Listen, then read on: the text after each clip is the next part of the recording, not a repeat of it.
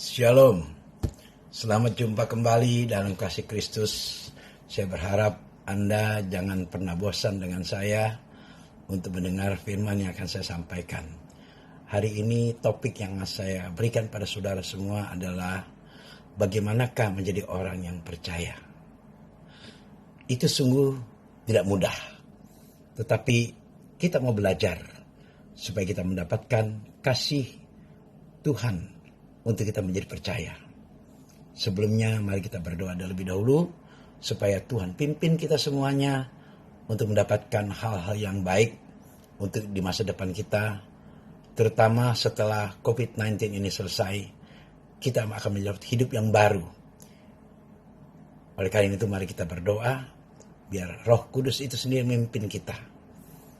Kita senang hari ini karena tubuh yang sehat, pikiran yang jernih, hati yang suci, Tuhan sudah berikan buat kita semua. Mari kita berdoa. Bapa di sorga, Bapa yang selalu baik, yang sudah menciptakan langit dan bumi, dan termasuk kami semuanya yang ada di sini, yang sedang mendengar perkataan Tuhan melalui firman-Mu yang hidup. Berikan hikmat-Mu kepada hamba-Mu untuk hamba menyampaikan kebenaran ini. Dalam nama Tuhan Yesus hamba berdoa, dan hamba percaya setiap apa yang hamba sampaikan hanya untuk kemuliaan hormat bagi nama Tuhan Yesus. Yang percaya katakan amin. Menjadi orang percaya adalah perjuangan yang berat. Sebab harus menjadi bagian dalam rencana Tuhan untuk mendapat percepatan kedatangan Tuhan Yesus. Di dalam 2 Petrus 3 ayat 11-14 terdapat pernyataan bahwa orang percaya dapat mempercepat kedatangan hari Tuhan. Hari Tuhan maksudnya adalah hari di mana Allah mengakhiri sejarah dunia ini. Ini berarti iblis atau Lucifer beserta pengikutnya dibuang ke dalam kegelapan abadi. Kedatangan Tuhan Yesus untuk mengakhiri sejarah dunia bisa dipercepat oleh orang-orang percaya. Ini berarti orang percaya dilibatkan dalam penentuan waktu di akhirnya sejarah dunia. Firman Allah menyatakan bahwa yang bisa mengalahkan iblis adalah darah anak domba Allah. Dan oleh perkataan kesaksian mereka, karena mereka tidak mengasihi nyawa mereka sampai ke dalam maut. Wahyu 12 ayat 11. Kata perkataan kesaksian orang percaya adalah kehidupan yang tidak mengasihi nyawa mereka sampai ke dalam maut. Ya, hal ini penting untuk dipelajari sebab yang bisa mengalahkan iblis bukan hanya darah Yesus, melainkan juga perkataan kesaksian mereka. Oleh karena itu, saya anjurkan banyaklah bersaksi. Iblis takut banget kalau kita bersaksi, karena kita menceritakan kebaikan Tuhan. Mari saudara-saudaraku yang dikasihi oleh Tuhan Yesus, jadilah saksi Tuhan. Bagaimana dunia ini bisa diselamatkan kalau Anda tidak pernah menyaksikan kebaikan Tuhan? Saudara pasti pernah menerima mujizat, kesembuhan, berkat. Ceritakan kepada banyak orang supaya nama Tuhan dipermuliakan. Perkataan kesaksian mereka itu sangat dibutuhkan. Karena kita ini adalah saksi-saksi Tuhan. Maka Tuhan, pergilah kamu, jadilah saksiku. Dan baptislah mereka semua dalam nama Anak, Bapa dan Roh Kudus. Yaitu di dalam nama Yesus. Karena mereka tidak mengasihi nyawa mereka sampai ke dalam maut. Ini orang-orang yang rela mati untuk membela nama Tuhan. Orang yang tidak mengasihi nyawanya. Di sini bukan hanya mereka yang mengalami aniaya fisik dan dibunuh secara fisik, melainkan mereka yang rela tidak menikmati dunia sama seperti anak-anak dunia. Betapa sulitnya memiliki sikap hidup tidak menyayangkan nyawa pada zaman ini. Matius 10 ayat 39 nanti baca. Matius 16 ayat 25. Dalam hal ini dibutuhkan perjuangan yang berat yang dimaksud dengan perkataan kesaksian mereka yang tidak mengasihi nyawa mereka sampai ke dalam maut. Adalah kehidupan yang diperagakan oleh Yesus, di mana Yesus rela melepaskan segala sesuatu demi kepentingan kerajaan Bapa. Tidak menyayangkan nyawa juga berarti tidak memiliki kesenangan atau keinginan duniawi, kecuali melakukan kehendak Bapa dan menyelesaikan pekerjaannya. Inilah yang dibutuhkan oleh Tuhan. Tuhan mencari hamba-hamba Tuhan yang tidak duniawi, yang tidak memikirkan diri sendiri, yang hanya memikirkan orang banyak. Saya mengasihi anak saudara semua. Oleh karena itu, sampai hari ini saya terus menyampaikan firman Tuhan. Karena saya merasakan sekali bahwa di dalam kesendirian saya, di rumah, saya tidak bosan.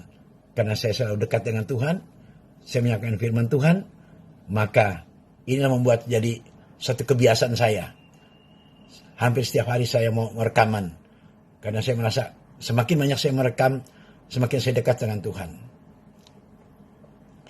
Itulah keinginan saya. Menyelesaikan pekerjaan Tuhan. Hal ini sama dengan berusaha menjadi corpus Christi. Sejatinya inilah isi dan kualitas kehidupan Yesus. Yohanes 4 ayat 34. Perjuangan seperti ini juga telah dialami oleh Paulus, bahwa darahnya siap dicurahkan demi pelayanan bagi jemaat Tuhan. 2 Timotius 4 ayat 6-8. Inilah standar anak-anak Allah, yaitu rela melepaskan nyawa bagi saudara-saudara yang lain. 1 Yohanes 3 ayat 16, saya bacakan aja supaya enggak bosan ya saudaraku ya. 1 Yohanes 3 di belakang. 3 ayat 16, demikian firman Tuhan. Demikianlah kita ketahui kasih Kristus, yaitu bahwa Dia telah menyerahkan nyawanya untuk kita, jadi kita pun wajib menyerahkan nyawa kita untuk saudara-saudara kita. Itulah 1 Yohanes 3 ayat 16. Yesus memberi syarat untuk tidak menyayangkan nyawa kalau mau menjadi pengikutnya. Matius 10 ayat 39. Coba kita baca. Matius 10 ayat 39. Demikian firman Tuhan. Matius 10 ayat 39. Barang siapa mempertahankan nyawanya, dia akan kehilangan nyawanya. Dan barang siapa kehilangan nyawanya, karena aku, dia akan memperolehnya. Ini ayat ada satu kesaksian tentang waktu saat saya diperintahkan Tuhan untuk membawa jiwa-jiwa ke tanah perjanjian. Waktu itu saya takut sekali naik pesawat, saudaraku. Karena saya pernah jatuh naik pesawat di tahun 85. Ketika saya di Taiwan bersama istri saya lagi mau dari Taichung menuju ke Hualien. Waktu itu ada badai, ada typhoon di atas. Dan kapal kami jatuh 21 detik. Hanya saya berdua dengan istri saya. Kan saya mendengar suara Tuhan, jangan buka seatbeltmu. Waktu itu saya tidak buka bersama istri saya. Dan akhirnya waktu saat terjadi goncangan dan kapal terjatuh 21 detik. Saya berdua istri saya tidak sama sekali luka. Tapi semua termasuk pramugari pada luka-luka. Dan mereka kebingungan. Kok saya tidak lepas seatbelt. Saya katakan bahwa saya mendengar suara Tuhan. Mereka bilang, kenapa gak kasih tahu kami semuanya? Ya, itulah yang dikatakan kalau kita percaya sama Tuhan. Kita itu beda, saudaraku. Dibedakan sama Tuhan. Kita bersyukur kita punya Tuhan yang hidup. Oleh karena itu jangan lepaskan Dia. Hanya Dia yang terbaik, saudaraku. Kesaksian saya banyak sekali tentang Tuhan. Nah, oleh karena itu saya ada trauma takut naik pesawat. Nah, waktu itu Tuhan di tahun 96 pertama kali saya ke tanah perjanjian, saya diminta oleh Tuhan untuk membawa jiwa-jiwa ke tanah perjanjian. Saya bilang, boleh gak Tuhan? Aku cuma 1 kali lagi aja. Tuhan bilang 10 kali aku kirim. Saya bilang, tidak mau Tuhan. Banyak sekali. Tuhan tanya, kenapa? Saya takut naik pesawat. Nah, inilah firman Tuhan ini. Matius 10 ayat 39. Kalau kamu takut kehilangan nyawamu, kamu akan kehilangan nyawamu. Di situ bilang, ya sudah. Tapi dengan syarat Tuhan. Tuhan pakai syarat, saya juga pakai syarat. Waktu itu saya minta, apabila pesawat goncang Tuhan, kalau aku angkat tangan, aku berdoa, pesawat itu akan diam. Dan ternyata Tuhan sudah buktikan. Setiap kali naik pesawat, kalau pesawat itu goyang, Anda jangan takut kalau pergi sama saya ke tanah perjanjian. Anda boleh tidur, saya yang jaga. Karena saya selalu berdoa, kalau ada goncangan, saya angkat tangan, maka pesawat itu akan diam.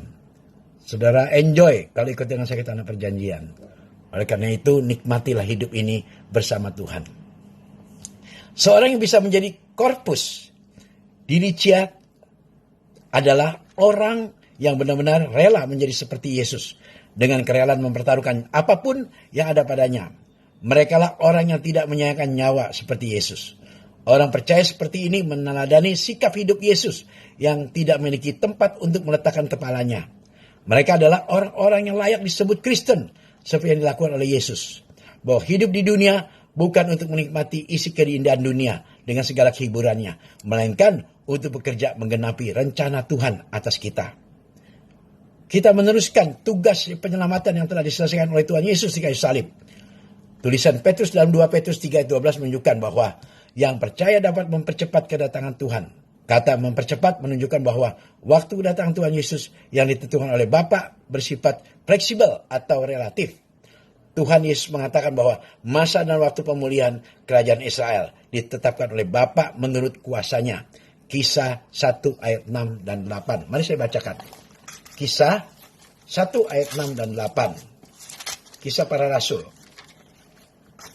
Ayat 1 sampai 6 dan 8. Maka bertanyalah mereka yang berkumpul di situ, Tuhan maukah engkau pada masa ini memulihkan kerajaan bagi Israel? Jawabnya, engkau tidak perlu mengetahui masa dan waktu yang ditetapkan Bapa sendiri menurut kuasanya. Tetapi kamu akan menerima kuasa kalau Roh Kudus turun atas kamu, dan kamu akan menjadi saksiku di Yerusalem, seluruh Yudea, Samaria, sampai ke ujung bumi. Kata kuasa di sini adalah ekuasia, yang lebih tepat dipahami sebagai hak. Hal yang berhubungan dengan pernyataan Yesus bahwa dirinya tidak berhak memberikan posisi atau kedudukan bagi orang percaya. Hal duduk di sebelah kanan atau di sebelah kiri Tuhan Yesus, Bapa yang berhak menyediakannya atau menentukan. Hal ini bisa menunjukkan bahwa Bapa menentukan orang-orangnya, tetapi juga bisa menunjukkan jumlah orang-orang yang mempercepat kedatangan Tuhan Yesus. Semakin banyak orang percaya diproses untuk semakin seperti Yesus. Berarti semakin tercukupi jumlah orang percaya menjadi korpus diriciti. Ini berarti semakin cepat sejarah dunia berakhir dan iblis dihukum. Sola Gracia. Tuhan memberkati.